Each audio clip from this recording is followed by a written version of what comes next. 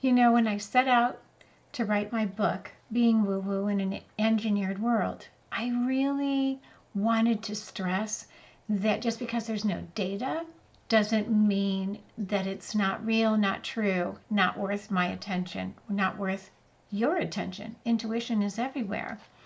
And still, I found myself trying to research, find evidence, find scientific evidence that this square peg really does fit in a round hole. And as you can imagine, that's not what I found. What I found was I still needed a little more courage. In my book, I have a whole section called The Research, and it explains a lot more about my thought process and my new understanding. And this section is called Bending Spoons and the Power of Thought.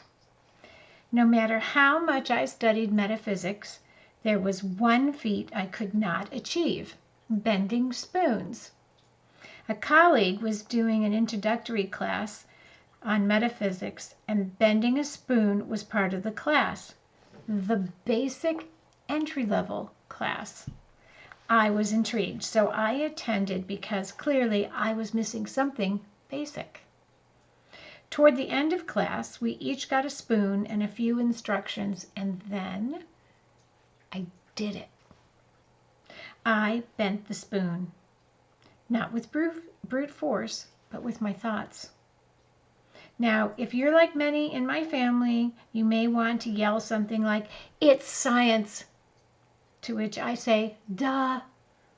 And yet it's so much more. Here's the science behind spoon bending. The power is in your thoughts, controlling the flow of energy from inside. In that moment of success, I had closed my eyes and visualized energy flowing from my heart, through my left arm, and then my right, forming a continuous loop in both directions, passing through my fingers positioned at the neck of the spoon. Remember that the heart chakra is where all the chakras meet. I borrowed from my thoughts through the crown above, my declared determination through the throat chakra above, and the fire from the solar plexus below. As per the instructions, I focused only on the flow of energy and the increasing heat generated by my solar plexus, my personal power, and circulated it through my heart. Within just a few minutes, I noticed the spoon was loosening, and I bent it back with very little pressure. It bent to my will. If I can do this with a spoon, what other situations might change in my favor if I direct my energy in a concentrated way? Here's the bottom line. Bending a spoon has nothing to do with the spoon.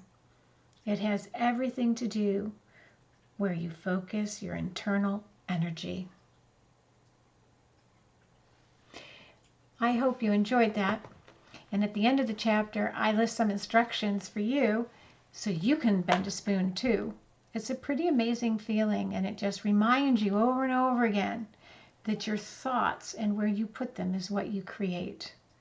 And if you can change the shape of a spoon just by gently holding it, you can change the direction of your life, the shape of something before you, by really focusing on what you really want as the outcome. I'm Mary Gleason, author of Being Woo-Woo in an Engineered World. I'd love to hear your thoughts, and I hope that you will go to Amazon.com and actually buy the book. You can also get it on my website, marygleasonconsulting.com. And if you have questions, just click on the schedule and pick a time, and let's talk. Thanks so much, everybody.